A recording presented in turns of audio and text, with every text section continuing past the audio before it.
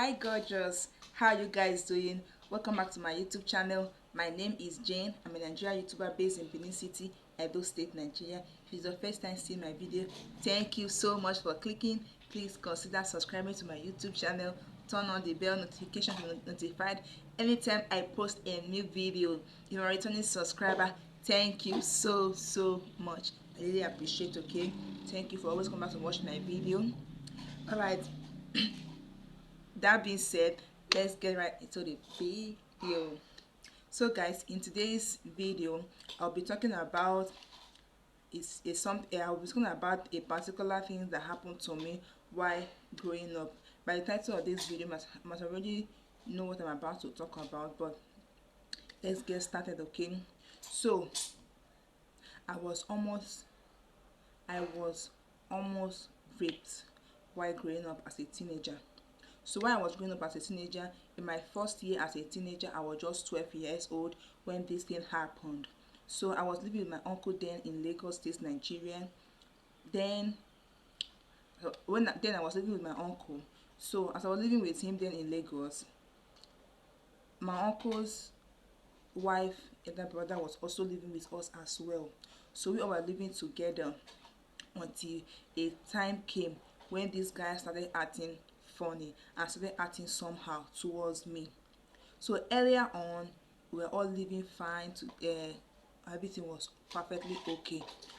So then, it's when this thing happened that I now recall and say, okay, this is when this thing actually started, and this was what was he was trying to do to get my attention, so that when he tries what he was planning to try, then I will have no reason but to succumb to his request.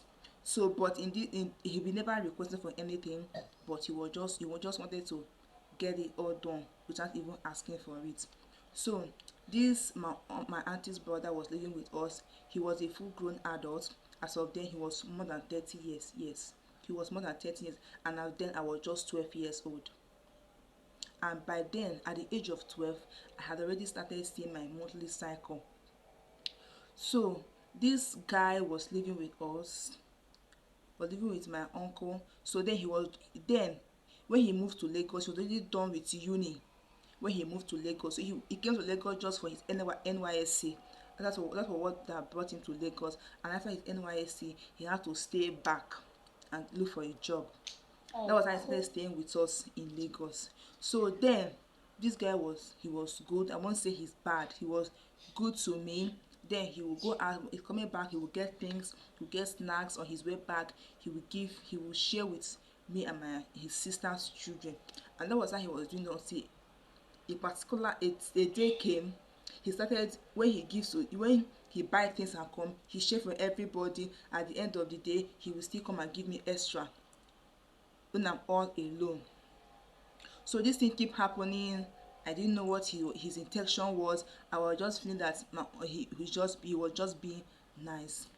So until a particular day, I was about to go to the market to go and get some food stuff. My auntie has already asked me to go to the market and get this food stuff. So when I was about to go to the market, I decided to change my clothes, because the clothes I was putting on was a little bit dirty for me to wear out. So when I went into my room, I changed my clothes. As I was about to leave the room, I saw him standing on my door. I was like, has he been standing here all this while I was changing my clothes? I didn't talk because I was still a child. Yes, I was still a teenager. I was just a teenager. So I didn't ask anything. I didn't say anything. So as I was about to leave the door, he didn't excuse me. He was still standing at the door. So as I was about to pass, he started touching my boobs. Mind you, then I was just 12. My boobs, even up now, I don't have big boobs. Imagine how my boobs were like that. He was just a very tiny thing on my chest. Then if I put on a shirt, but I don't wear bras, my boobs will be pointing. That was how this guy started touching my boobs. I couldn't get what was going on. I had to move back because I can't question him. I had to move backward. Then he left, and I proceeded to where I was going to the market. So we were living in a duplex. So as I was going downstairs to take to go to the market. That was how he still came out of his room again and started again touching my boobs. I was like, what is going on? I still didn't ask him anything. I still didn't say anything. I just walked past. And that was how this thing started. This guy started molesting me. If touching me here and there. Mind you, as I was living with my uncle, he's always busy. He's a businessman. He's always busy. He leaves the house in the morning and comes in the evening. So his wife also. His wife goes to work and comes back in the evening. So I'm basically all alone in the house with the kid. When we go to school and come back, we just be at home until the rest people come back. And this guy is always at home. At times we still be in school, he will be at home. At times when we get back to school, then he will come back. He will come back. And that was how this guy started saying a lot of things to me, started touching me in some funny ways. That was how this guy started doing all these things to me. And the day came, I was fed up. As a child then, thank God to my auntie, she already told us a lot of things about men. She already told me a lot of things about men.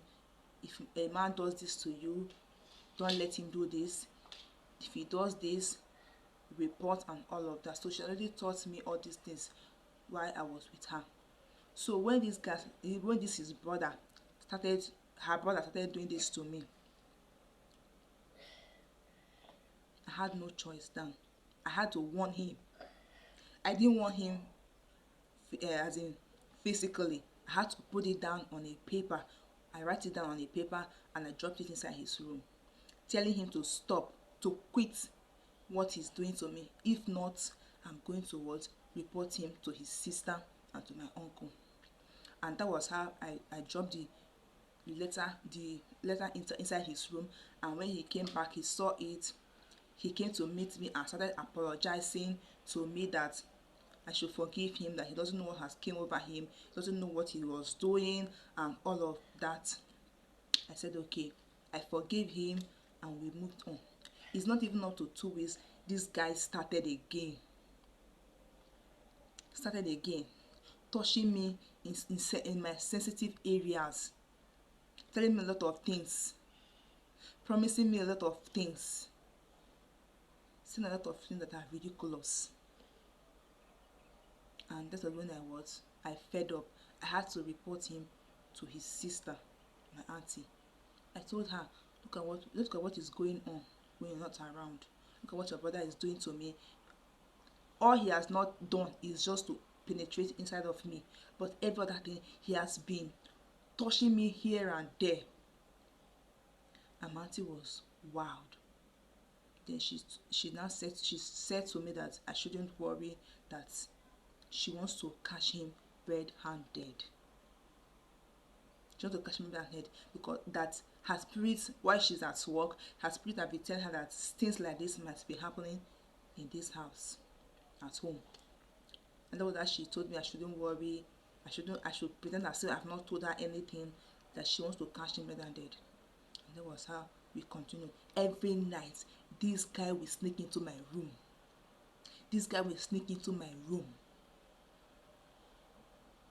And be touching me and be romancing me. Then I will get up. When I scream, he will leave the room. That was how my auntie started monitoring, getting up at night, checking up on me, and after some weeks, she wasn't able to catch him. And mind you, for the past 2 weeks, he had been coming to my room regularly. And as I would just see somebody lying down beside me. I was like, what is going on? Until after 2 weeks, a night came, I was just sleeping. This guy still entered my room again. I was trying to pull my undies. That was how I screamed. And this guy left my room. Then in the morning, I told my auntie, look at what happened. And she had to report him to my uncle. I don't know the funniest part. This guy denied every damn thing. He denied it all. He denied it, that he never did anything to me. But my uncle and my auntie, being who they are, being matured minded people, they had to take up the matter from there, and that was how they had to resolve the issue. And this issue resulted that I left Lagos and I went back to my parents' house. That was only decision they had to take because the person in question happens to be his in-law. So I was sent back to my parents' house, and that was the right decision to take, because what will you tell my parents that I was living with him and his in-law got me pregnant at the age of 12? It was so ridiculous. It was so overwhelming. Remembering it now, I